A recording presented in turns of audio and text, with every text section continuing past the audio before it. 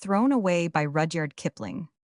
And some are sulky, while some will plunge so ho steady stand still. You some you must gentle, and some you must lun. There who wants to kill you some there are losses in every trade. Will break their hearts ere bitted and made, will fight like fiends as the rope cuts hard, and die dumb mad in the breaking yard Tulangala stockyard chorus.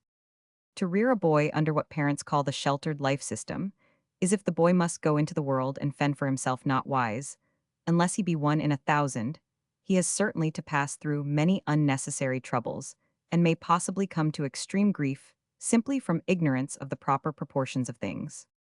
Let a puppy eat the soap in the bathroom, or chew a newly-blacked boot he chews and chuckles, until by and by he finds out that blacking and old brown Windsor make him very sick.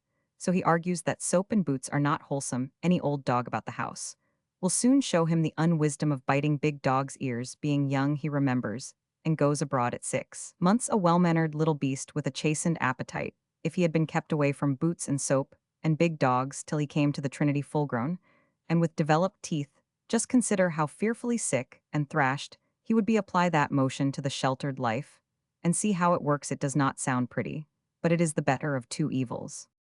There was a boy once who had been brought up under the sheltered life theory, and the theory killed him dead. He stayed with his people all his days from the hour he was born till the hour he went into Sandhurst, nearly at the top of the list. He was beautifully taught in all that wins marks by a private tutor, and carried the extra weight of never having given his parents an hour's anxiety in his life. What he learned at Sandhurst, beyond the regular routine, is of no great consequence. He looked about him, and he found soap and blacking, so to speak, very good. He ate a little, and came out of Sandhurst not so high as he went in.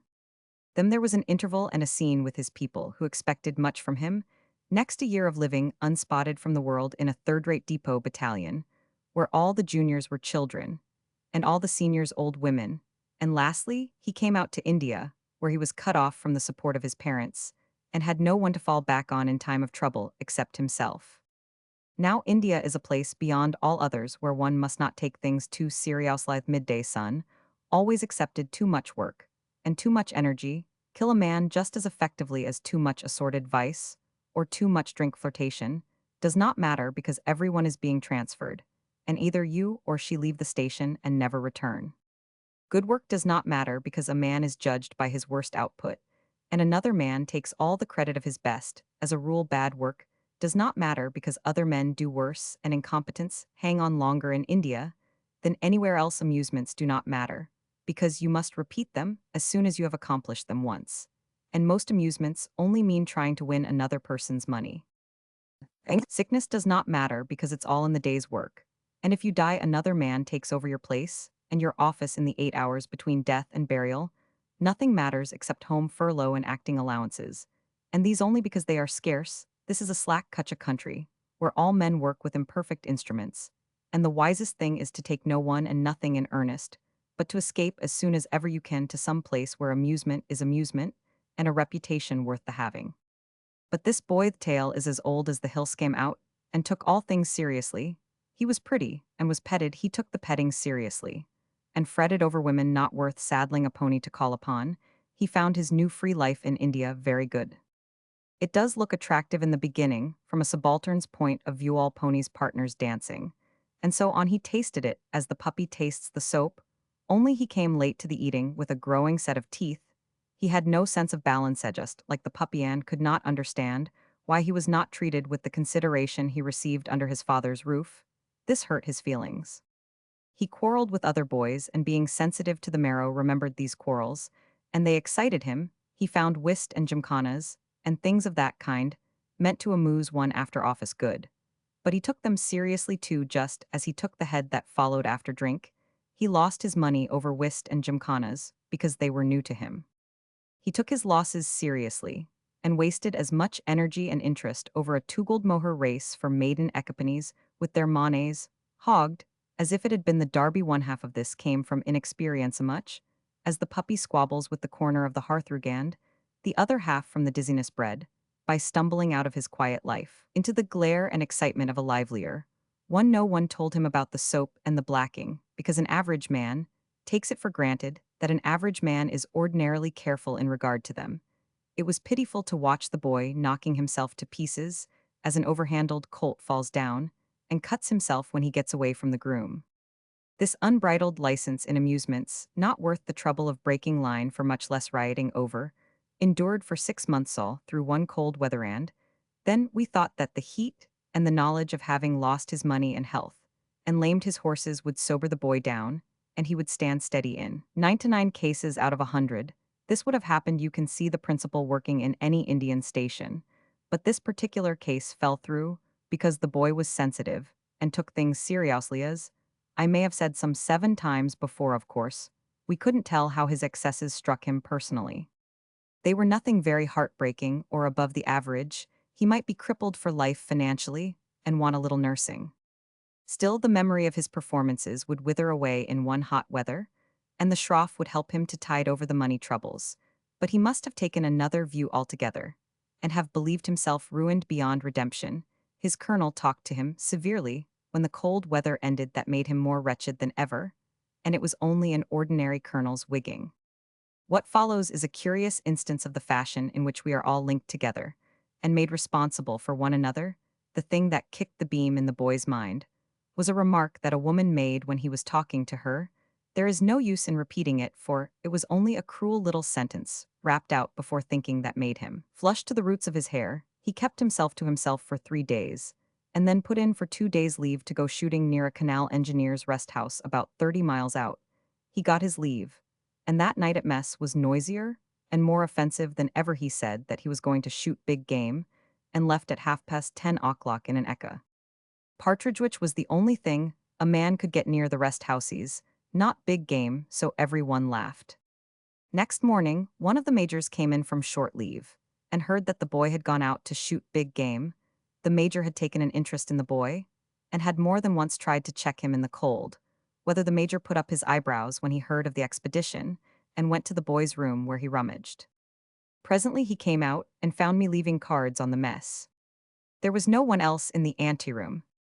He said, "The boy has gone out shooting. Does a man shoot, missing with a revolver and a writing case?"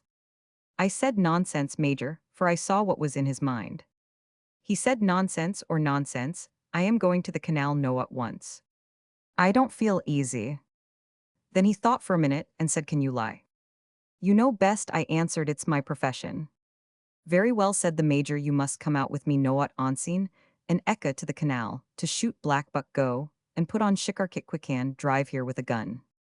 The major was a masterful man, and I knew that he would not give orders for nothing, so I obeyed, and on return found the major packed up in an eka gun cases, and food slung below all, ready for a shooting trip. He dismissed the driver and drove himself. We jogged along quietly while in the station, but as soon as we got to the dusty road across the plains, he made that pony fly. A countrybred can do nearly anything at a pinch. We covered the 30 miles in under 3 hours, but the poor brute was nearly dead. Once I said, "What's the blazing hurry, Major?"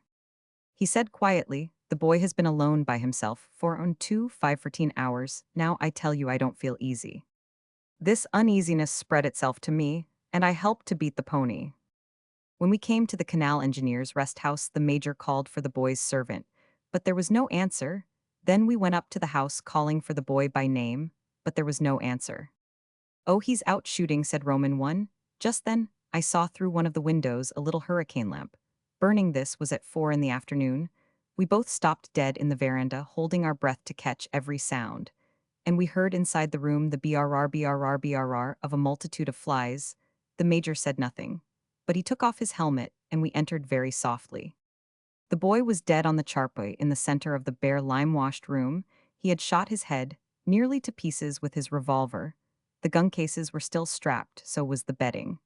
And on the table lay the boy's writing case with photographs. He had gone away to die like a poisoned rat. The major said to himself softly, "Poor boy, poor devil." Then he turned away from the bed and said, "I want your help in this business." Knowing the boy was dead by his own hand, I saw exactly what that help would be.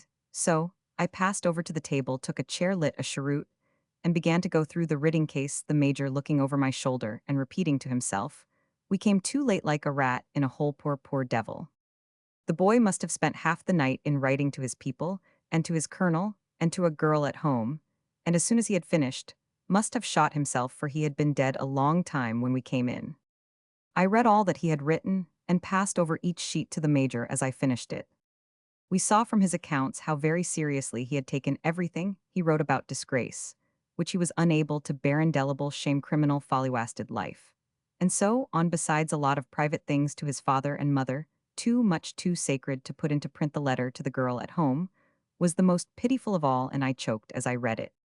The major made no attempt to keep dry-eyed. I respected him for that he read and rocked himself to and fro, and simply cried like a woman, without caring to hide it. The letters were so dreary and hopeless and touching.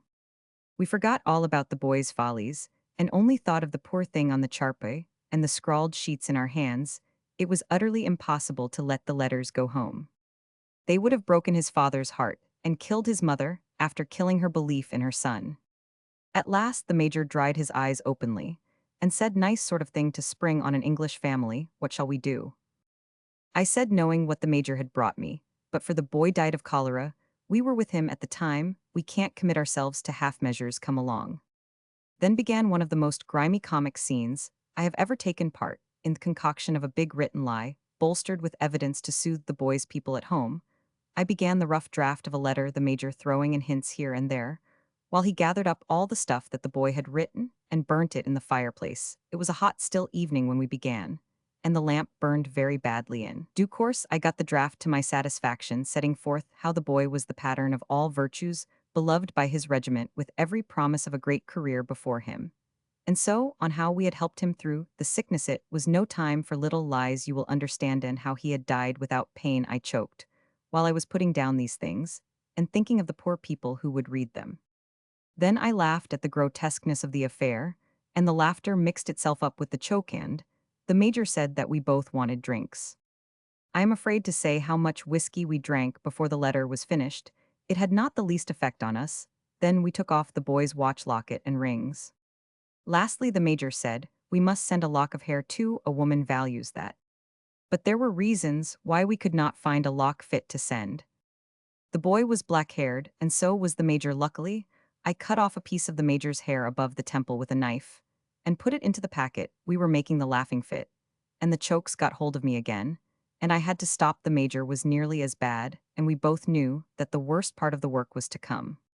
We sealed up the packet, photographs, locket seals, ring letter and lock of hair, with the boy's sealing wax and the boy's seal. Then the major said, "For God's sake, let's get outside away from the room and think." We went outside and walked on the banks of the canal for an hour, eating and drinking what we had with us, until the moon rose. I know now exactly how a murderer feels. Finally, we forced ourselves back to the room with the lamp and the other thing in it, and began to take up the next piece of work. I am not going to write about this, it was too horrible. We burned the bedstead and dropped the ashes into the canal. We took up the matting of the room and treated that in the same way. I went off to a village and borrowed 2 big hose. I did not want the villagers to help while the major earthed other matters. It took us 4 hours hard work to make the grave. As we worked, we argued out whether it was right to say as much as we remembered of the burial of the dead. We compromised things by saying the Lord's Prayer with a private unofficial prayer for the peace of the soul of the boy. Then we filled in the grave and went into the verandana, the house, to lie down to sleep. We were dead tired. When we woke, the major said wearily, "We can't go back till tomorrow. We must give him a decent time to die, and he died early this morning, remember. That seems more natural." So the major must have been lying awake all the time thinking. I said then, "Why didn't we bring the body back to the cantonments?" The major thought for a minute. "Because the people bolted when they heard of the cholera, and the Eka has gone." That was strictly true. We had forgotten all about the Ekipany, and he had gone home. So we were left there alone all that stifling day in the canal, rest house, testing and retesting our story of the boy's death to see if it was weak at any point. A native turned up in the afternoon, but we said that a sahib was dead of cholera, and he ran away. As the dusk gathered, the major told me all his fears about the boy and awful stories of suicide or nearly carried out suicide tales that made one's hair crisp. He said that he himself had once gone into the same valley of the shadow as the boy when he was young and new to the country, so he understood how things fought together in the boy's poor jumbled head. He also said that youngsters in their repentant moments consider their sins much more serious and ineffaceable than they really are. We talked together all through the evening and rehearsed the story of the death of the boy.